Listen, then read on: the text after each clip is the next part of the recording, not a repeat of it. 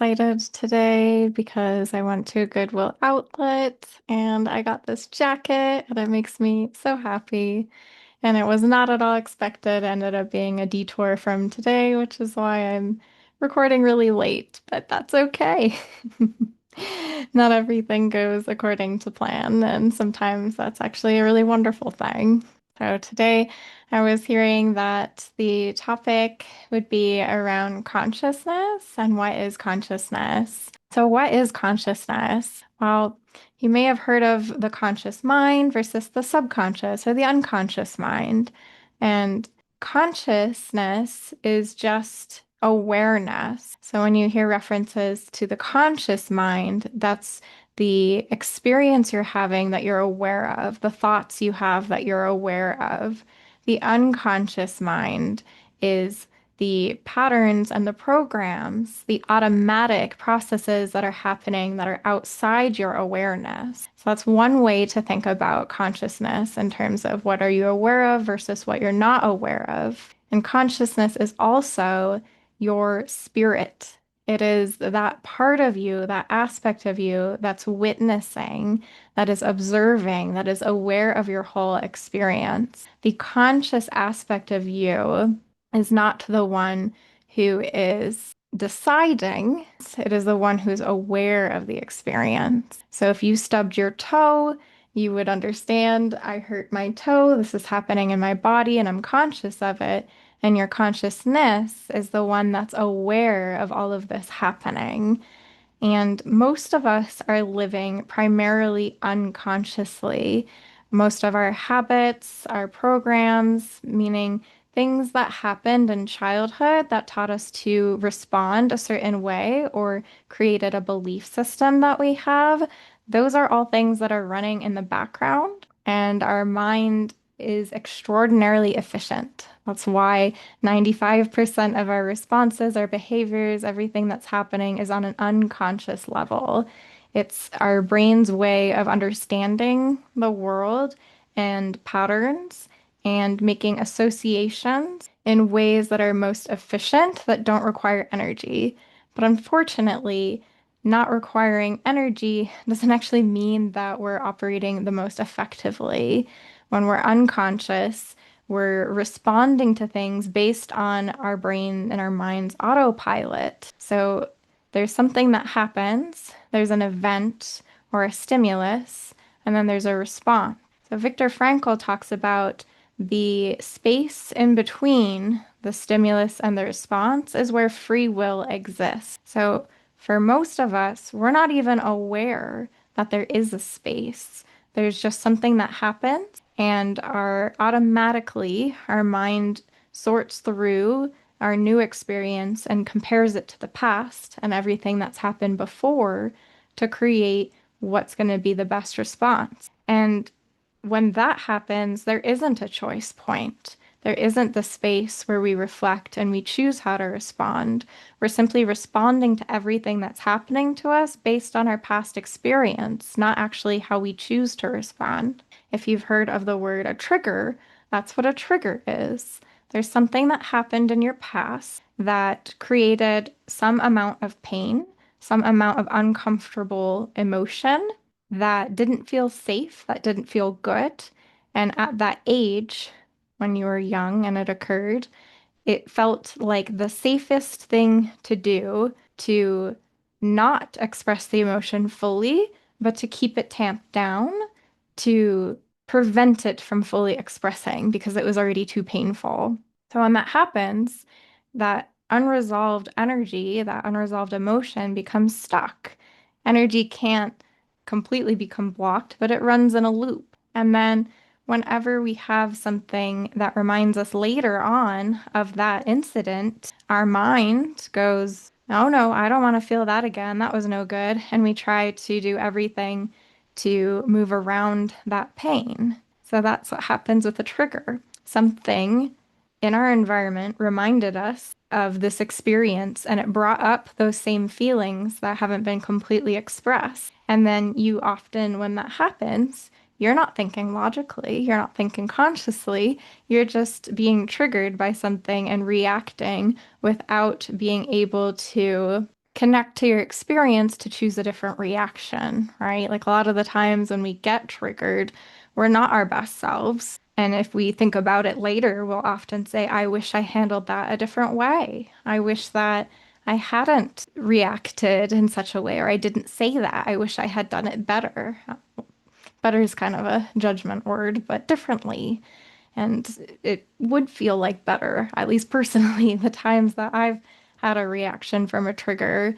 Usually, when you're in that protective mode, you're not being considerate or logical or your most authentic self because you're responding to something that was based on your ego. So that's also the second point to consciousness is your consciousness, your awareness that has a neutral standpoint from witnessing is able to have a lot more choices, a lot more responses. Your ego is that construct that you created with your mind. As you were born into a family, you were born into a specific body, a space and time, and you go about your life learning who you are based on your experiences, based on the validation you receive or the way that people treat you or the experiences you have that give credence to who you are as this ego construct. Your consciousness is not your ego. So we're trying to balance as human beings, recognizing what is a conscious choice or a conscious decision, meaning that I have the option to choose how to respond, and having unconscious choice, unconscious decisions. I'm just reacting to something, or I'm letting something else be dependent on a certain belief or a certain idea that I have. So, as part of becoming more conscious beings, it takes developing a greater awareness to understand and to slow down so that we begin to recognize that space between the stimulus and the response. We start to recognize the patterns of the ego, to recognize the construct, all of those ideas and those triggers. And the times that we don't choose how to respond, we're just responding. And the more conscious that you become, the more aware that you are, the more opportunities you'll have to change how you respond and to begin working with your ego, to begin healing those things, those aspects of you that have been kind of frozen in time. Because those triggers that we have that happen when we're young, it's kind of like bringing that part of you back into your present day experience, right? Like that's how trauma works. When someone experienced trauma at a young age and they have a triggered something in their current day and time reminds them of that, let's say the trauma happened when they were 5 and they're being triggered, they're responding as if they were 5. And you have quite a bit more wisdom and experience as an adult than you do at 5. So, of course, your options are limited. That's just what you learn to do to stay safe. And that's wonderful. It's great we have these protections, but the things that our body responded to, our mind, in trying to stay safe, are not actually threatening. Feelings and emotions are not actually threatening to us. They feel uncomfortable, but they're not necessary to avoid. And the more that we work with the ego and our consciousness and identifying the things that keep us stuck, the more freedom we have. It's a converse reaction because you actually feel safer in the world when you have more choice and when you're not just reacting and responding. There's more freedom to it. And you get to be more authentic because you get to be you. You get to be who you are and who you choose to be in this moment, not that version of you when you were 5, 6, 7, or however old you are, responding to something that happened a long time ago. That feels pretty complete as a quick discussion on consciousness. Let me tune in and channel and see if there's anything else that wants to come through. Becoming more conscious includes your interactions with the universe and all of consciousness. Becoming more conscious is expanding your viewpoint of who you are in the greatest and truest sense and connecting to all of consciousness, all of around you, learning who else is out there that is also still you. And it's all quite amusing in that way. The expansion of consciousness that you do individually is a beautiful gift that you give to the entire world and the universe because your expansion of consciousness creates more expansion of consciousness altogether. Your framework, the way that you perceive and understand yourself to be in the highest way, allows others to do the same. You become able to exist and operate at higher vibrations, and this authenticity and the joy that you experience in becoming more of you is contagious, and it allows others to also expand and to move to higher vibrations because you show them how to do so. You hold that vibration and that energy vibrational.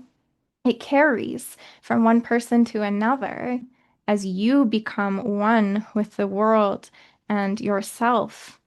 Others begin to notice this too.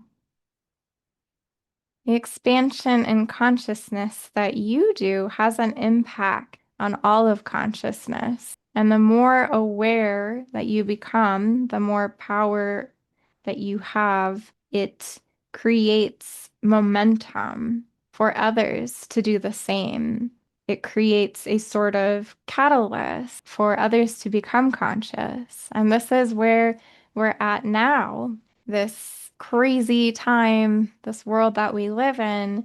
More and more people are awakening. It's the term in spiritual communities of what's happening right now is the Great Awakening, which is just more and more people coming to an understanding of who they are at the truest level, of recognizing that we are all one, that we are all aspects of a shared consciousness. That is all of existence. That is life. That is the creator. That is the universe. And the universe is expanding because consciousness is expanding through every individual experience that each aspect of consciousness is having. It's kind of like adding threads to the great tapestry of life. It's being created in every moment in that way. Please drop a comment. Let me know what are your questions? What are your challenges that you have in becoming more conscious? What are your goals around it? I'd love to hear more. So thank you for listening, and we'll talk to you soon.